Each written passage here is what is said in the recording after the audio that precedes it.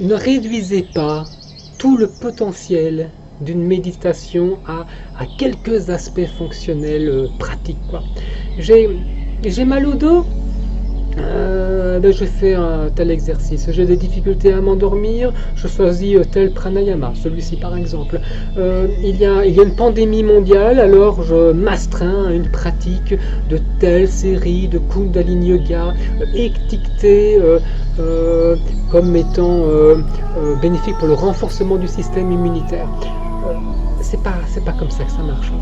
Évidemment, on peut procéder ainsi et puis aller piocher dans le yoga comme on va piocher dans l'armoire à la pharmacie quand on a la mal à la gorge, ou bien comme moi-même je vais chez Bricomarché dans les rayons pour trouver un truc lorsque la porte de ma salle de bain commence à grincer, quoi.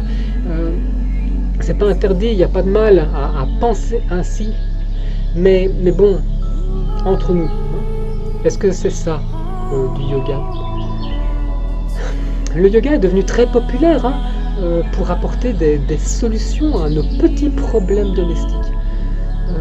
Et mon sentiment est que, bien sûr, il gagne en popularité, mais plus le yoga est plébiscité, puisqu'on en parle maintenant partout, hein, et puis en particulier en ces moments avec le Covid-19 sur les réseaux sociaux, c'est incroyable, quoi. On en parle, on propose des outils, des techniques, des séances, des solutions, mais plus le yoga se développe dans ces univers-là précis pour des services particuliers, plus le yoga demeure méconnu dans sa perspective authentique.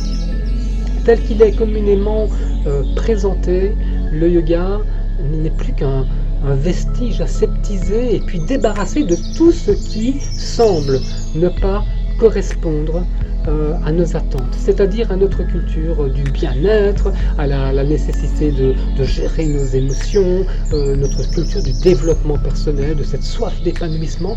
Et la plupart du temps, eh bien, le yoga est coupé de ses racines philosophiques, de son suc vital, de sa richesse, de son patrimoine immémorial.